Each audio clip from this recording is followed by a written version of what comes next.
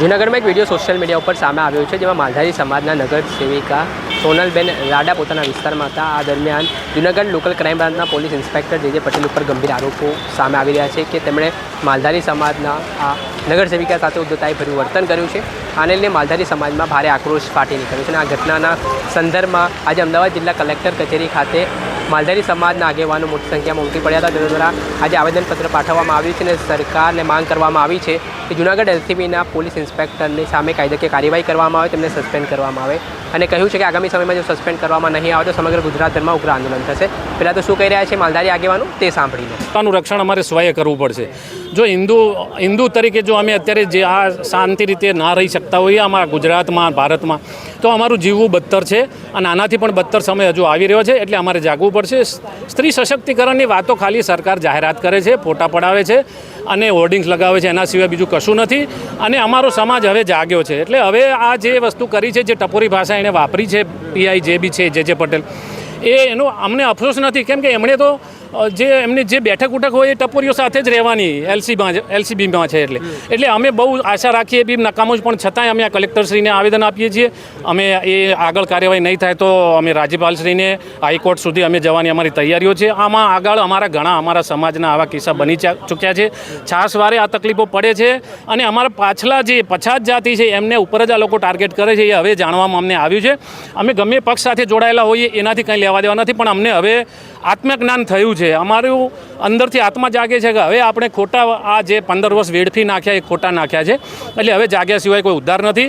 સમાજ એકતા જિંદાબાદ હવે થવાનું છે અને આગળ પણ કાર્યવાહી થશે. સર, આપ શું કહેશો? ગૃહમંત્રીને શું આ બાબતે રજૂઆત કરશો? કેમ કે તો કહે છે કે સંવેદનશીલ સરકાર છે, મહિલાઓનું સન્માન જળવાય છે. સંવેદનશીલ સરકાર હશે પણ કદાચ લાગતા વળગતા જૂથ લોકો માટે જ હશે. અમારા સમાજને તો જે ભૂતકાળમાં મળેલા તમામ અધિકારોનું અનંત થયું છે. ગાય ગૌચર કે ગમે એ હોય. વારંવાર આની પહેલાં અમદાવાદ ડેપ્યુટી કમિશનર હતા નેહા કુમારી, એ પણ એક મહિલાના વડીલને ઢસડતા હતા.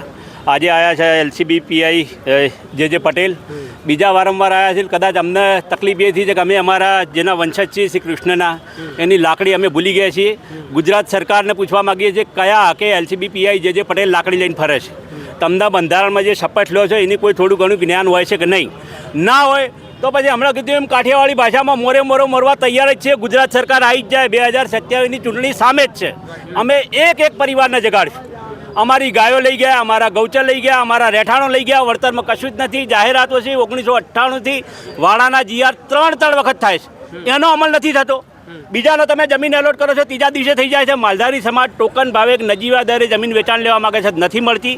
અને ઉપરથી આવી જો હુકમી ચૂંટાયેલ મહિલા પંખના પ્રતિનિધિ છે, કોર્પોરેટર છે સોનલબેન, એમના આમાં આવું થાય છે. દુઃખદ છે. આજે કદાચ અઠવાડિયા જેટલો સમય વીતી ગયો છે. હર્ષ સંઘવી સાહેબ કે ભૂપેન્દ્ર દાદા ઊંઘતા હોય તો થોડું જાગો. ના જાગો તમે 2027ની ચૂંટણીમાં તમને જગાવવાનો પ્રયાસ કરીશું અને અહેસાસ કરાવીશું કે ગુજરાતમાં 65 થી 70 લાખ એટલે 5 થી 7% વસ્તી ધરાવતો માલધારી સમાજ શું કરી શકે છે. પછી કહેતા નથી. આ જાણે કરીએ છીએ. આવેદનપત્રો આની અગાઉ નેહા કુમારીને આપ્યા છે, આ આપ્યા છે, અજય તોમરને આપ્યા હતા. ગુજરાત સરકારને ફરી યાદ કરાવીએ છીએ કે તમે ઘટના યાદ કરજો. બાકી અમે મૂંગું ઢોર ચારતા હોય તો તમે તો ભણેલા ગણેલા છે. તમને બહુ સારી રીતે 2027માં ચરાઈને બતાવશું. વિનંતી છે કે કલેક્ટર સાહેબ સરકારને જાણ કરે. કાયદામાં રહેશો તો ફાયદામાં રહેશો. એ સૂત્ર હવે સરકારને લાગુ પડશે. હવે એસટી, એસસી અને ઓબીસી સમાજને જાગવાની જરૂર છે. કારણ કે સરકાર અને અધિકારીઓનો most of target SC, ST અને ઓબીસી ઉપર હોય છે. એસટી, એસસી, ઓબીસી અને માઇનોરિટી જાગૃત થશે તો એમની મહિલાઓનું સન્માન જળવાશે. અમારા માટે બીજું પરસ્યું હોય, પહેલાં મહિલાઓનું સન્માન હોય. ભારત માતા કી જય. Okay sir, thank you sir. આપણે સાંભળ્યા હતા માલધારી આગેવાનો તેમનો આક્રોશ 7 માસમાં જોવા મળી રહ્યો છે. તે સરકારને ચીમકી આપી રહ્યા છે કે કાયદામાં રહેશો તો ફાયદામાં રહેશો, નતા 2027માં મોરા માટે તૈયાર રહેજો. એટલે કે હવે 2027ની ચૂંટણી પહેલાં માલધારી સમાજ સરકાર સામે અકળાયો હોય તેવી સ્થિતિનું નિર્માણ થયું છે. દર્શક મિત્રો, સ્કાયનેટ મીડિયાને લાઇક કરી લો, સબસ્ક્રાઇબ કરી લો અને શેર કરવાનું ભૂલતા નહીં.